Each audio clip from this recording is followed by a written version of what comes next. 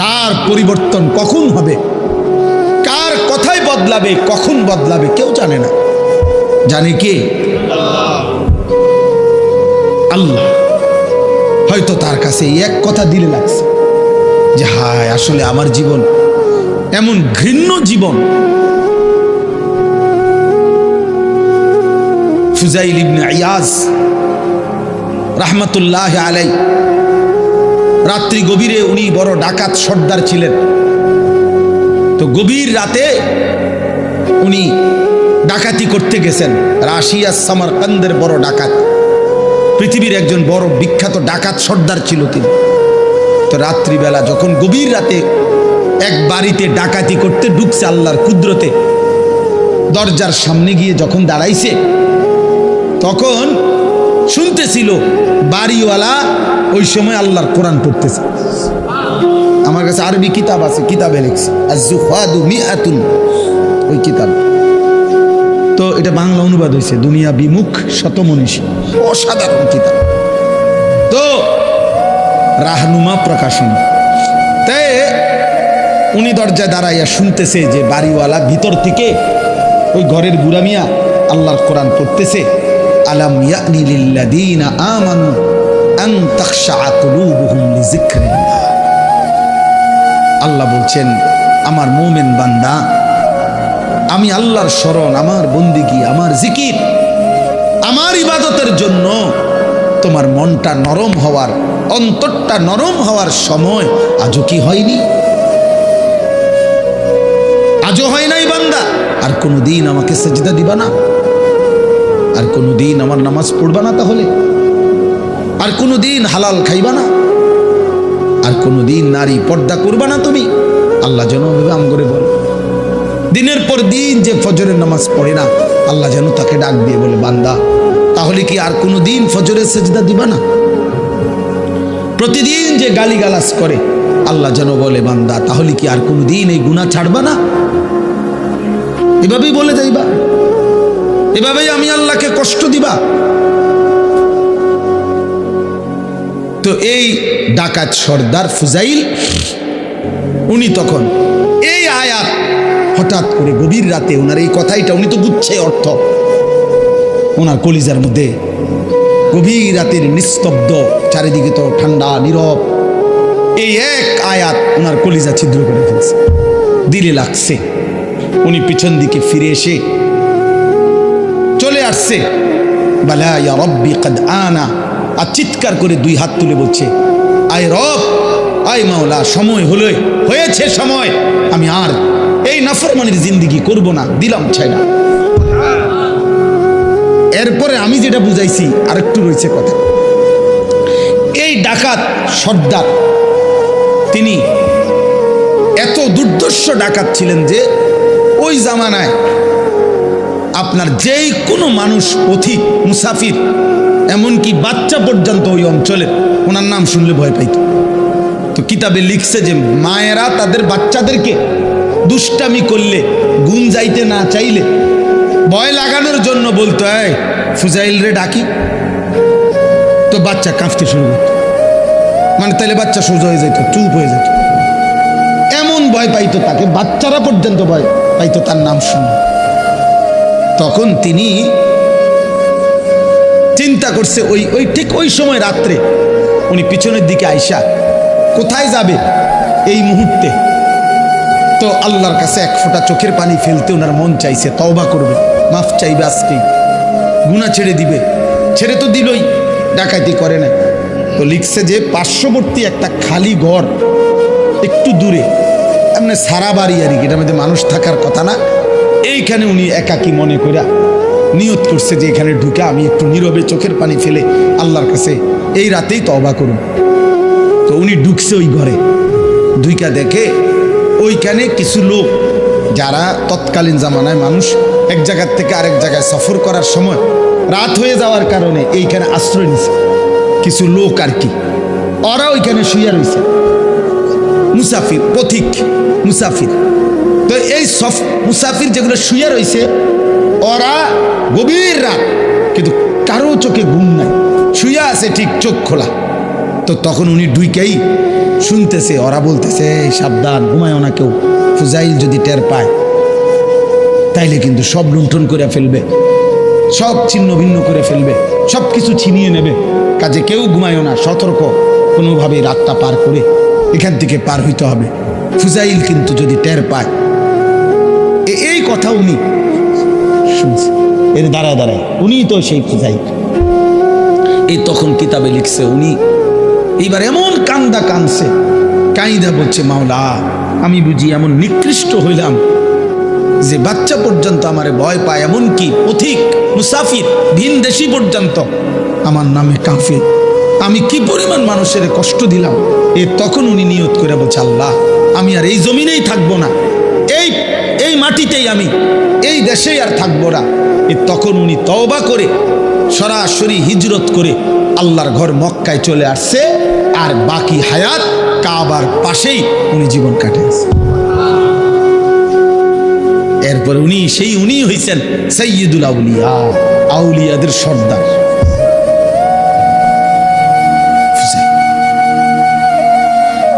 তাইলে বললাম আর কি যে কোনো কথা, কোনো এক আচরণ, কোনো এক শব্দ অনেক সময় চেঞ্জ করে ফেলে, জীবন তোলপাড় করে ফেলে, জীবন পরিবর্তন করে ফেলে। আল্লাহ তোমাদেরকেও বদলে দিক। তোমরা যারা কিশোর ছিলে, নওজোয়ান ছিলে, দোস্ত তোমার জীবনের কদর করা উচিত। তোমার কথা কেউ মনে করবে না, তুমি নষ্ট হয়ে গেলে ধীরে ধীরে তোমার জীবন, তোমার চরিত্র, তোমার আখলাক, তোমার লজ্জাস্থান, তোমার শরীর, তোমার কোমর, তোমার যৌবন তুমি শেষ করে দিলে খোদার কসম কেউ মনে করবে না। এই যে মেয়েরা ঘুরছে তোমার সামনে সামনে, যে নর্তকীরা তোমারে দেখাইছে শরীর, যে অসভ্য মোবাইলের বেহায়া নারী তোমারে শরীর দেখাইছে, তোমার জীবন শেষ করে দিছে, ওই হাইওয়ান নারী জীবনেও কোনোদিন তোমার খবর নেবে না। আল্লাহ তাআলা বলতেছেন যে আমি তোমরা যাদেরকে অর্থবিত্ত, সহায় সম্পদ, টাকা পয়সা, ধন দৌলত দুনিয়াতে দিয়ে যাচ্ছি, তোমরা এটা ভেবো না। আল্লাহ বলে নাফরমান মনে মনে ভাবতেছে আল্লাহ তাও আমার উপরে রাজি, বলে আমার এটি দেখা, আমার এদিকে কি সুন্দর ভাত তরকারি খাওয়া, আমি এত চুরি করি, আমার দিকে কোনো অসুবিধা হয় না, বুঝলেন না কথা? আমি এত সিটারি করি, আমার দিকে কোনো অসুবিধা, কত সর্দিও হয় না, কত ভালো মানুষ দিয়ে দেখি আজ 10 বছর বিস্তার ফিরে রয়েছে, লড়েও লড়তেও পারে না, আমরা কি কারবারটা কি? আবু লাহাব মক্কার কাফের, নাম শুনছেন না আপনারা? নবীজি সাল্লাল্লাহু আলাইহি সাল্লামের বিরোধিতাকারীদের মধ্যে সবচেয়ে বেশি বিরোধিতাকারী যে কয়েকজন, এর মধ্যে একজন আবু লাহাব। সাহাবীরা ওরে বলতো, নবীর সাহাবীরা, এই আবু লাহাব। আবু লাহাবের একটা বদ অভ্যাস ছিল, নবীজি যেখানেই কাউকে কালেমার দাওয়াত দিতেন, মানে কাউরে ইসলাম বুঝাইতেছে মনে করেন, হে পিছন থেকে একটু দূরের থেকে ওর দিকে তাকাইয়া কইতো সাবধান, ধরা খাইও না, একবারে মারারিবা, আর বিড়ি খেতে না, ইতান হইলে সিটারি যে করতে এত সুন্দর, রিডিহার করতে না, রেডি সাউন্ড, নাটক সাউন্ড, সিনেমা সাউন্ড, এটি সব ছেড়ে দিতে এই মৌলবীর কথা শুনলে।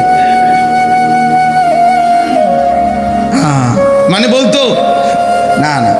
এরপরে নবীজি সাল্লাল্লাহু আলাইহি সাল্লাম সরে গেলেই এই বেঈমান ওই লোকের কাছে গিয়ে বলতো, কি কইছে, এই কইছে তোরে না, সাবধান, এটি কইছে এই বিরাট বড় জাদুকর, নাউজুবিল্লাহ, ও অনেক বড় গণক, ও একটা ফেরেশতা গায়ে দিছে সমাজটার মধ্যে, কয় যে আমাদের পুরাটা এলাকা নষ্ট করে লাইছে, মায়ের লগে এখন আর ফুতের মিল নাই, ফুতের লগে মার মিল নাই, স্বামীর লগে স্ত্রীর মিল নাই, বাপের লগে ফুতের মিল নাই, একটা বেড়াছাড়া লাগাই দিছে, নাউজুবিল্লাহ।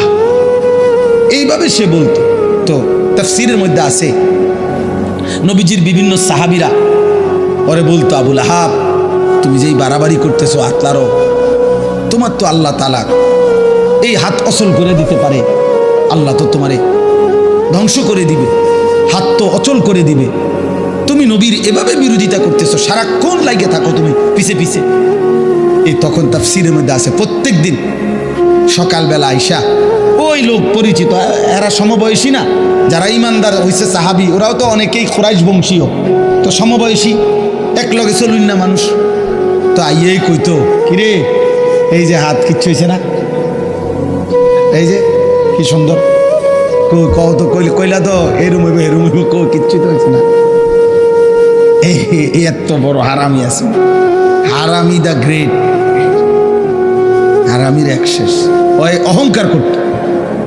তো আল্লাহ তাআলা বলেন আয়াহসাবুনা আন্নামা নুমিদ্দুহুম বিহি মিন মালিন ওয়া বানিন নুসারিউ লাহুম ফিল খায়রাত।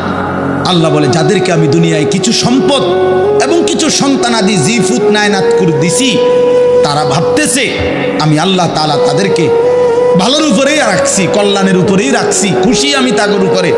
তারা মনে মনে ভাবতেছে না, বাল্লা ইয়াশউরুন, আসলে তারা বুঝতেছে না যে শুধু সম্পদ, শুধু সন্তান, শুধু অর্থ, শুধু ক্ষমতা, শুধু সুস্থতা, দুনিয়াবি কোনো চাওয়া পাওয়া পূর্ণ হওয়া, এটা কোনোভাবেই আল্লাহর সন্তুষ্টির কোনো পরিচয় নয়, আল্লাহর সন্তুষ্টির পরিচয় নয়।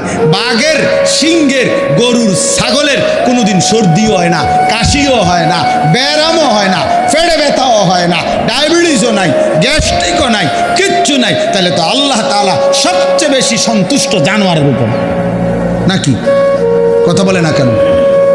তাহলে এইটা নেই, পেটে অসুখ, মাথা ব্যথা নাই, ভাত খাইতে আসি, ঘুম যাইতে আসি, এটাই যদি প্রমাণ করে আল্লাহ সন্তুষ্টি, তাহলে তো জন্তু জানোয়ারের এগুলো আরো বেশি পূরণ হচ্ছে।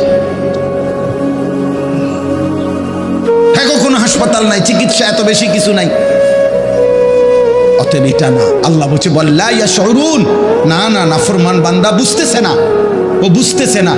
ভাত খাইতে দিচ্ছি বলে, ঘুম যাইতে দিচ্ছি বলে, আমি এটা প্রতিদিনের জন্য বলি যে আরে ভাই, কেউ কেউ আসো তোমরা ছেলেরা, হয়তো মনে করছো কোনো রোগ নাই, সুখ নাই, কেউ বাধা দেয় না, সব মন মতো চলতেছে, মন মতো তুমি ভেবেছ এভাবেই চলবে। না না, আল্লাহ বলে দুনিয়ায় ভালো থাকা, দুনিয়ায় একটু আরামে থাকা, এটা আমি আল্লাহর সন্তুষ্টির পরিচয় প্রমাণ নয়।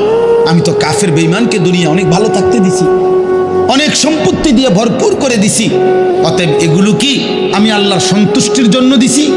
কথা বলেন না কেন? তাহলে এটা না। দাওয়াত গত বছর দিনাজপুরে হুসাইন ভাই খুলনা তো, হ্যাঁ, দাওয়াত দিয়ে সারছি, শুনছে 20 মিনিট কথা বলার পরে ওরা 3 ছেলে আমার বলতে, হুজুর আমরা তো হিন্দু, কিন্তু আমার কথা পুরো শুনছে, হ্যাঁ, মনোযোগ দিয়ে শুনছে। আমি বলছি ঠিক আছে ভাই, কোনো অসুবিধা নাই, মালিকের কথাই বলছি, তোমার সৃষ্টিকর্তার কথাই তোমারে শুনাইছি। সেই দিন এক মাওলানা সাহেব রংপুর থেকে খবর পাঠাইছেন যে একটা মাহফিলের ডেট দিতাম। কেন এত দরকার হইল? উনি বলছেন যে এক ওই বাজারের হিন্দু ছেলে, ওর কথা হইল হুজুর, এই হুজুর রে দাওয়াত দেন। আলহামদুলিল্লাহ।